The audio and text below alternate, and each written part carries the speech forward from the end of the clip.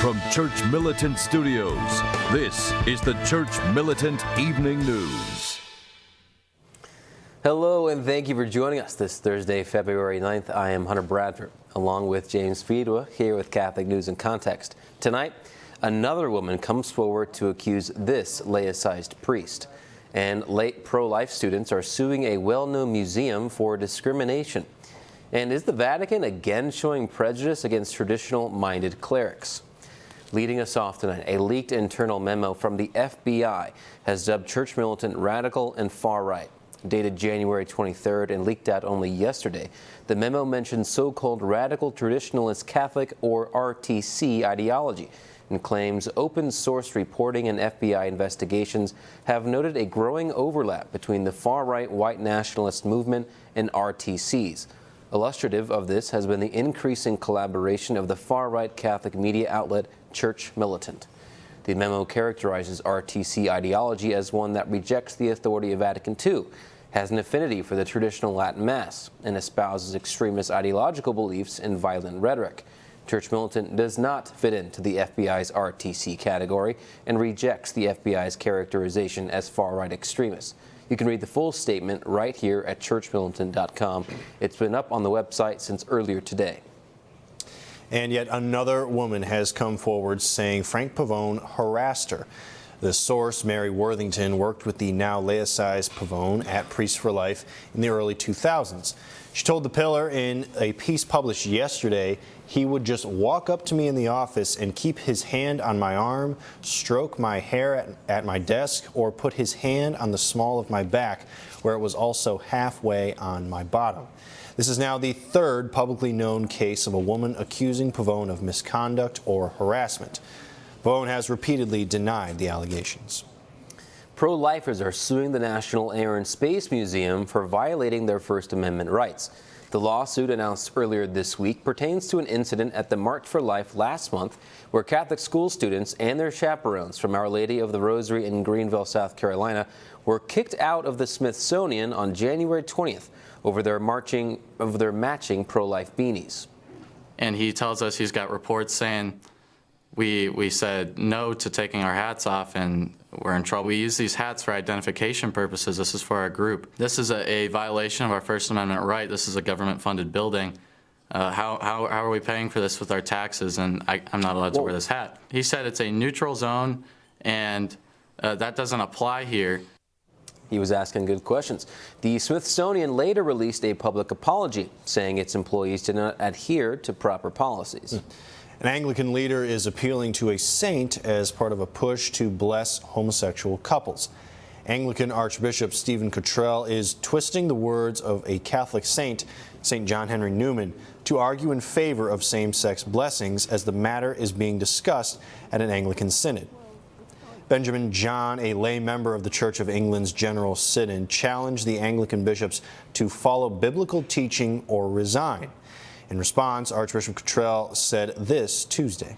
But as well as it being the job of bishops to teach the faith as we have received it, it's also the job of bishops, indeed the whole church, to explore what is sometimes called the development of doctrine, to which in my own thinking I tend to follow Newman on this.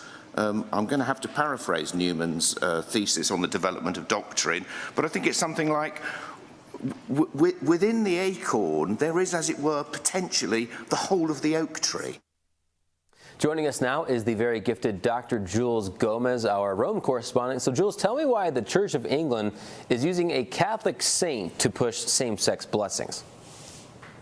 Precisely because he was a former Anglican priest. And while he was an Anglican priest, he tried to demonstrate that the 39 Articles of the Church of England, which are fairly Protestant, were actually, could have been interpreted along Catholic lines. But then when he, along the way of his conversion to Catholicism, he struggled with a number of doctrines in Catholicism, like, for example, the Marian doctrines.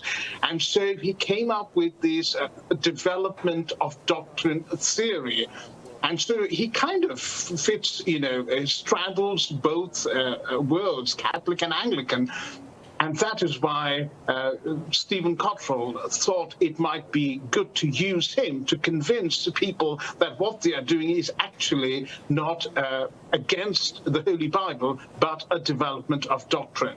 Interesting. It seems like the Holy Spirit is talking to both the Anglican and Catholic bishops. So how is this affecting the whole same-sex blessings debate in the Catholic Church? Because we're talking about the Anglican bishops, because this is despite the recent CDF ruling that, quote, God cannot bless sin. Well, this is the problem, and we've been saying this over and over and over again. This is where synodality is leading. And Pope Francis in 2017 used Newman's development theory to explain why he could turn the death penalty on its head and now declare it inadmissible. Just yesterday, one day after the Archbishop of York made the statement to General Synod, Jesuit theologian, a Spanish Jesuit theologian, Juan Macia Clavel, who blessed a lesbian couple in Japan and took part in a pride meeting there. He wrote this article in a Spanish Catholic journal. The article is entitled "Homosexual Marriage, Neither Crime Nor Sin." And he talks about how what the church is doing in terms of blessing same-sex couples and eventually homosexual marriage is actually along the lines of Newman's development of doctrine. And the same argument has been used by progressive Catholic bishops to support Pope Francis's controversial Amoris Laetitia. So we are on a very slippery slope, Hunter. This is true, and Dr. Gomez, no one is more apt to report on a story of an Anglican bishop using a Catholic saint's theory than you. Thank you for your time today. Thank you, Hunter. God bless you. All right, if you're sick of hearing the word synodal or synodality, well, we're with you on that. Yesterday, Church Militant reported on the Synod on Synodality's Continental assemblies taking place in the coming months. Yesterday, Europe's Continental Assembly in Prague heard from Irma Stetterkarp, one of the leaders of Germany's Synodal Way. She told the delegates to the Global Synod process, the confinement of women to the space outside of the ordained ministry tends to drive women, especially young women, out of the church in the 21st century. She then asked, how do you explain the multiple gifts and vocations of women in the Catholic Church worldwide if the Holy Spirit did not want it? The European Continental Assembly concludes today with the drafting of the final European Synodal document. The Vatican, a place unfortunately known for corruption, is investigating a French diocese for dysfunctional governance.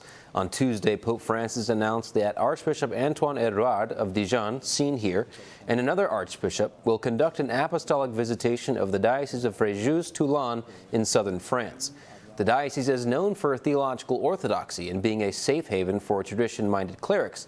Even so, a cardinal conducted a visitation of the diocese last year. That visitation concluded in June with the Vatican suspending all ordinations in the diocese. A priest in Haiti has been kidnapped, and his kidnappers are demanding money for his ransom. Clerician priest Father Antoine Macaire was heading to his missionary community in Cazal on Tuesday morning when he was taken. According to a statement from the clericians posted on Facebook, the group which abducted Father Noah contacted, quote, the superior of his missionary community asking for money in exchange for his release. Macaire is from Cameroon and has been the parochial vicar of St. Michael the Archangel Parish in Cazal for a year. Turning to American foreign policy, the White House appears to be abandoning African Christians who are being brutally persecuted. New reports are saying Secretary of State Antony Blinken will not be adding Nigeria back onto the countries of particular concern list. According to Christian persecution watchdog Open Doors, over 5,000 Christians have been killed in Nigeria.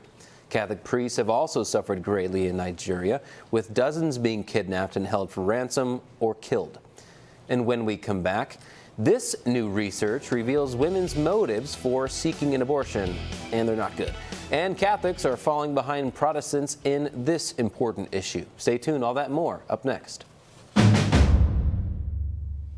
Thank you for watching the first half of Church Militant Evening News. If you would like to watch the rest of today's episode, please click the link in the description, and we'll see you at churchmilitant.com. God love you.